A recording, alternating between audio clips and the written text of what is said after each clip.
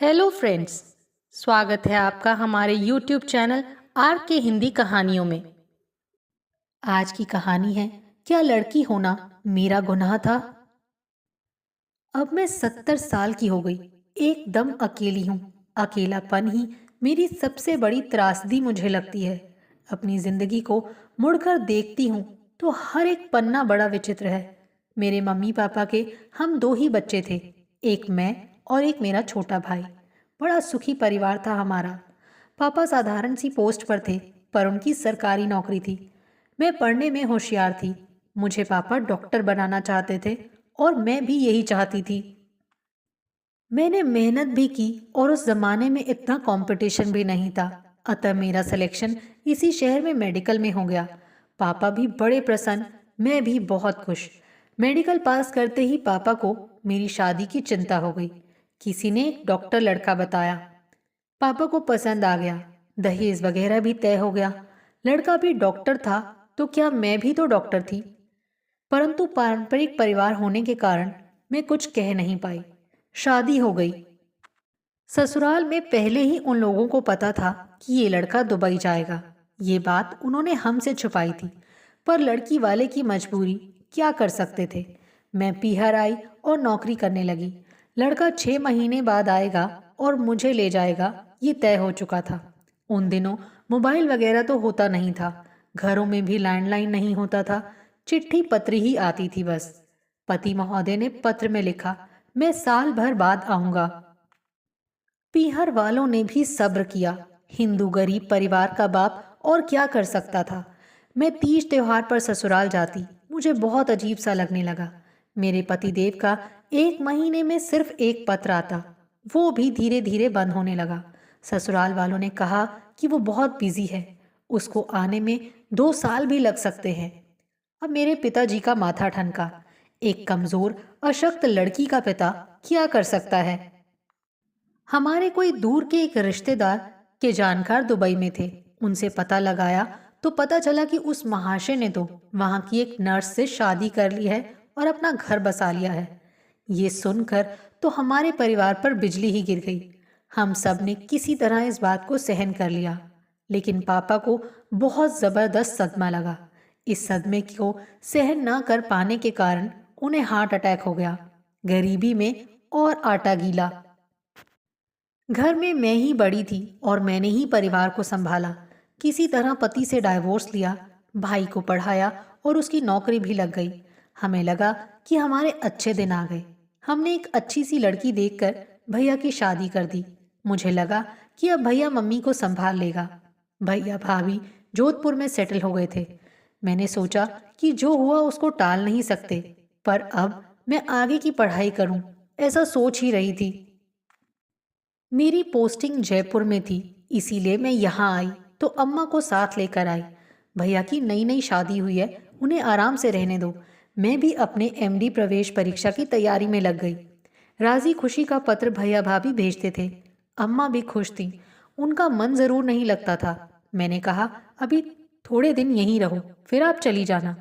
ठीक है, मुझे लगता है कि थोड़े दिन मैं बहू के पास भी रहूं। अम्मा, थोड़े दिन उनको अकेले भी इंजॉय करने दो, नई नई शादी हुई है, फिर तो तुम्हें जाना ही है। इस तरह से 6 महीने बीत गए। एक खुशखबरी आई। भैया ने लिखा कि तुम्हारी भाभी पेट से है, तुम जल्दी ही बुआ बनने वाली हो और अम्मा दादी।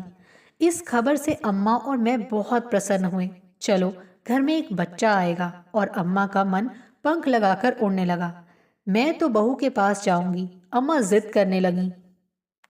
मैंने अम्मा को समझाया, अम्मा अभी मुझे छुट्टी नहीं मिलेगी, जैसे ही छुट्टी मिलेगी मैं आपको छोड़ आऊंगी। भैया को हम बुलाएंगे तो भाभी अकेली रहेगी, इस समय ये ठीक नहीं है। वो भी मान गई। हमें क्या पता था कि हमारी जिंदगी में एक बहुत बड़ा भूचाल आने वाला है। मैंने तो अपने स्टाफ के सदस्यों और अड़ोसी पड़ोसी को मिठाई मंगाकर खिलाई। अम्मा ने पास के मंदिर में जाकर प्रसाद भी चढ़ाया। परंतु एक बहुत बड़ा वज्रपात 1 महीने के अंदर ही हुआ। हमारे पड़ोस में एक इंजीनियर रहते थे। उनके घर रात 10 बजे एक ट्रंक कॉल आया, मुझे बुलाया। जाते ही खबर को सुनकर रोते रोते मेरा तो बुरा हाल था। मेरे भाई का एक्सीडेंट हो गया। वो बहुत सीरियस था और अस्पताल में भर्ती था। अम्मा बार बार पूछ रही थी कि क्या बात है, पर मैं उन्हें बता नहीं पाई। यदि बता देती तो जोधपुर तक उन्हें ले जाना बहुत मुश्किल था। पड़ोसियों ने भी मना किया कि आप अम्मा को मत बताइए। अम्मा को मैंने कहा कि भाभी को देखने चलते हैं। अम्मा ने पूछा, अचानक ही क्यों सोचा तुमने? क्या बात हुई है? हम तो बाद में जाने वाले थे ना। किसी तरह जोधपुर पहुंचे। वहां तो हमारे लिए और एक बड़ा वज्रपात इंतजार कर रहा था। भैया का देहांत हो गया। शादी हुए सिर्फ 9 महीने हुए थे। भाभी की तो दुनिया ही उजड़ गई। अम्मा का तो सब कुछ लुट गया। मैं क्या करूं, क्या नहीं करूं, कुछ समझ नहीं आया। अम्मा को संभालूं या भाभी को, या फिर अपने आप को। मुझे तो अपने कर्तव्य को संभालना है। क्रियाकर्म पूरा करने के बाद मैं भाभी और अम्मा को साथ लेकर जयपुर आ गई। मुझे तो नौकरी करनी थी, इन सब को संभालना था। भाभी की डिलीवरी करानी थी। भाभी और अम्मा को मैं बार बार समझाती। मैं तो अपना दुख भूल चुकी। अब यही दुख बहुत बड़ा लग रहा था। मुझ पर तो जैसे दुखों का पहाड़ टूट पड़ा था। उन दिनों वेतन भी ज्यादा नहीं होता था। मकान का किराया चुकाते हुए 3 प्राणी तो हम थे और चौथा आने वाला था। नौकरी करते हुए पूरे घर को संभालना था। अम्मा भी एक के बाद एक सदमा लगने से बीमार रहने लगी। उनकी दवाई का खर्चा भी मुझे ही उठाना था। मैं एमडी की पढ़ाई लिखाई वगैरह सब भूल कर इन समस्याओं में फंस गई। भाभी के पीहर वालों ने भी ध्यान नहीं दिया। उनकी मम्मी तो पहले ही मर चुकी थी। उनकी भाभी थी और पापा बीमार थे। ऐसे में किसी ने उन्हें बुलाया ही नहीं। मैं ही उन्हें आश्वासन देती रहती। उन्हें अपने पीहर की याद आती और उन्हें बुरा लगता कि पापा ने भी मुझे याद नहीं किया। अब उसके पापा ना आर्थिक रूप से संपन्न थे और ना ही शारीरिक रूप से। वो भी भला क्या करते? ये बात तो मेरी समझ में आ गई थी। अम्मा को भी लगता कि सारा भार मेरी बेटी पर ही आ गया। बेटी पहले से ही दुखी है। मैं अम्मा को भी समझाती। इस छोटी उम्र में ही मैं बहुत बड़ी हो गई थी। अब तो मैं बुजुर्ग बन गई थी। भाभी की ड्यू डेट पास में आने पर अम्मा और भाभी मुझसे कहते, आप छुट्टी ले लो, हमें डर लगता है। अभी से छुट्टी ले लूं? डिलीवरी के बाद भी तो लेनी है ना। बड़ी मुश्किल से उन्हें समझाया। रात को परेशानी हुई तो मैं भाभी को लेकर अस्पताल गई और उन्हें भर्ती कराया। अस्पताल वालों को पता ही था कि मैं डॉक्टर हूँ। उन्होंने कहा कि आप ही बच्चे को लो। सबसे पहले मैंने ही उठाया। प्यारी सी लड़की हुई थी। सुनकर भाभी को अच्छा नहीं लगा। वो कहने लगी, लड़का होता तो मेरा सहारा ही बनता। भाभी, आप तो पढ़ी लिखी होकर कैसी बातें कर रही हैं? आप बेटी की चिंता मत करो, मैं उसे पालूंगी। उसका ज्यादा ध्यान मैंने ही रखा। भाभी को अस्पताल से घर लाते ही मैंने कहा, भाभी आप भी बीएड कर लो ताकि नौकरी लग जाए। विधवा कोटे से उन्हें तुरंत बीएड में जगह मिल गई। बच्चे को छोड़ वो कॉलेज जाने लगी। दिन में बच्ची को अम्मा देखती। अस्पताल से आने के बाद उसकी जिम्मेदारी मेरी थी। पर मैंने खुशी खुशी इस जिम्मेदारी को निभाया ही नहीं, बल्कि मुझे उस बच्ची से विशेष स्नेह सा हो गया। बच्ची भी मुझे मम्मी कहने लगी। नौकरानी रखने लायक हमारी स्थिति थी नहीं। सारा बोझ मुझ पर था। किसी तरह भाभी का बीएड पूरा हुआ और उन्हें नौकरी मिल गई। अब मुझे थोड़ी संतुष्टि हुई, पर पहली पोस्टिंग अपने गांव में मिली। भाभी बच्ची को छोड़कर चली गई। हफ्ते में या छुट्टी के दिन ही भाभी आती। बच्ची का रुझान अपनी मम्मी की ओर से हटकर पूरी तरह से मेरी और अम्मा की तरफ ही था। हम भी खुश ही थे, पर मुझे लगा कि भाभी अभी छोटी है, वो पूरी जिंदगी अकेले कैसे रहेगी। मैंने भाभी से बात की। भाभी, रितु बोली, मुझे बच्चे के साथ कौन स्वीकारेगा? मैंने कहा, तुम गुड़िया की चिंता मत करो, उसे हम पाल लेंगे। उसके बाद मैंने अपनी भाभी रितु के लिए वर ढूंढना शुरू किया। माधव नाम के एक आदमी ने भाभी से शादी करने की इच्छा प्रकट की। हम लोग खुश हुए, पर उसने भी शर्त रख दी कि रितु भाभी अपनी बेटी को लेकर नहीं आएंगी, क्योंकि उनके पहले ही एक लड़की थी। मैंने तो साफ कह दिया, आप इस बात की चिंता ना करो, मैं बिटिया को संभाल लूंगी, मैं उसे पाल पोस कर बड़ा करूंगी। उस पर माधव राजी हो गया और ये भी कहा कि आपको भी आपके भाई की कमी महसूस नहीं होने दूंगा। सुनकर मुझे भी बहुत अच्छा लगा। शुरू शुरू में तो माधव और रितु अक्सर आते जाते रहते। अम्मा को भी अच्छा लगता, मुझे भी अच्छा लगता था। मैं भी माधव को भैया मानकर राखी बांधने लगी। सब ठीक ठाक चल रहा था। उन्होंने कोई जिम्मेदारी नहीं उठाई, परंतु अपने शहर से हमारे घर पिकनिक मनाने जैसे आ जाते थे। इस पर भी अम्मा और मैं खुश थे। जब भी वो आते, भाभी रितु को अपनी बेटी मान, अम्मा उन्हें तिलक करके दोनों को साड़ी, मिठाई, कपड़े सब कुछ देती। अब गुड़िया बड़ी हो गई, वो पढ़ने लगी। पढ़ने में वो होशियार निकली। उसने पीएचडी की। उसके लिए मैंने एक लड़का ढूंढा। अच्छा लड़का राज मिल गया। लड़का लड़की दोनों ने एक दूसरे को पसंद कर लिया। अब लड़के वाले चाहते थे कि उनके शहर में ही आकर शादी करें। मैं उस बात के लिए भी राजी हो गई। मैंने सबका टिकट कराया। कम से कम 50 लोग थे। सबका टिकट एसी सेकंड क्लास में कराया। भाभी ऋतु और माधव मेहमान जैसे हाथ हिलाते हुए आए। यहाँ तक भी कोई बात नहीं। उसके बाद उन्होंने ससुराल वालों से मेरी बुराई शुरू कर दी। ये क्यों किया, मेरी समझ के बाहर की बात है। अम्मा को ये बात बिल्कुल सहन नहीं हुई। मैंने तो जिंदगी में सिवाय दुख के कुछ देखा ही नहीं। किसी ने मुझसे प्रेम के 2 शब्द नहीं बोले और ना ही किसी ने मुझे कोई आर्थिक सहायता दी। मुझे लगा मुझे सबको देने के लिए ही ऊपर वाले ने पैदा किया है, लेने के लिए नहीं। पेड़ सबको फल देता है, वो स्वयं नहीं खाता। मुझे भी पेड़ बनाने के बदले ऊपर वाले ने मनुष्य रूपी पेड़ का रूप दे दिया लगता है।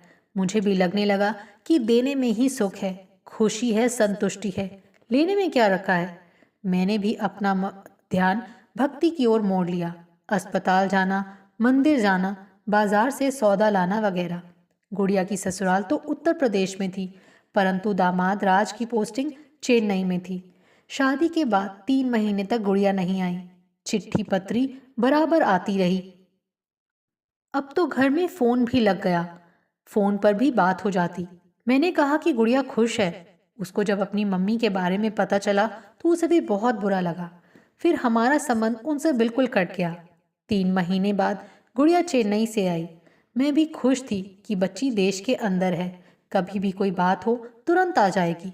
इस बात को सोचकर मैं बड़ी आश्वस्त थी। पर गुड़िया ने आते ही कहा, राज का सिलेक्शन विदेश में हो गया है। इस सदमे को कैसे बर्दाश्त करूं? पुरानी बातें याद आने लगी। क्या इस बच्ची के साथ भी मेरे जैसा ही होगा? मेरे मन में एक अनोखा सा डर बैठ गया। मैं गुड़िया से कह नहीं पाई, पर अंदर ही अंदर घुटती रही। शुरू में राज अकेले ही गए और मेरा डर मैं किससे कहूँ। पर गुड़िया और राज में अंडरस्टैंडिंग बहुत अच्छी थी। बराबर फोन आते, मेल आता। गुड़िया प्रसन्न थी। मैं अपने डर को अंदर ही अंदर महसूस कर रही थी।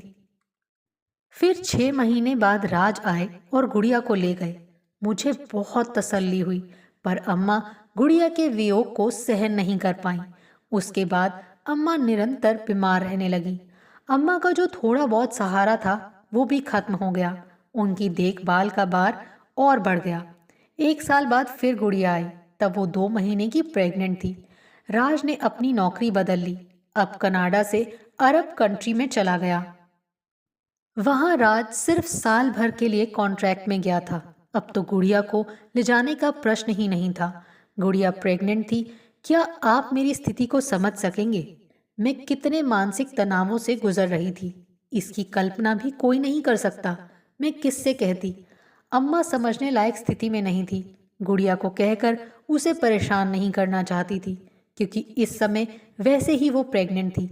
उसे परेशान करना तो पाप है, और गुड़िया इन सब बातों से अनजान थी। डॉक्टर ने गुड़िया को बेड रेस्ट के लिए कह दिया था, अतः वो ससुराल भी नहीं जा सकती थी। उसकी सास ननद आकर कभी उसको देख कर जाते।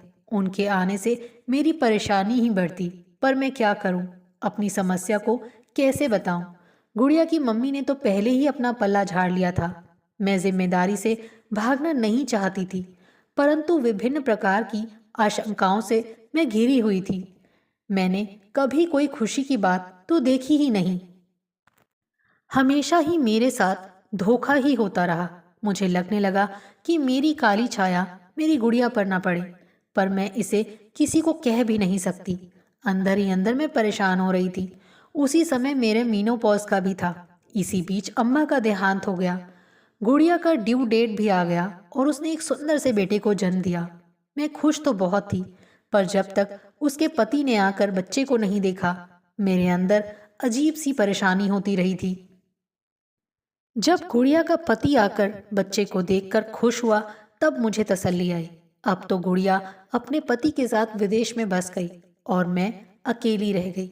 यदि गुड़िया अपने देश में होती तो मुझसे मिलने आती रहती, पर विदेश में रहने के कारण साल में एक बार ही आ पाती। फिर भी मुझे तसल्ली थी।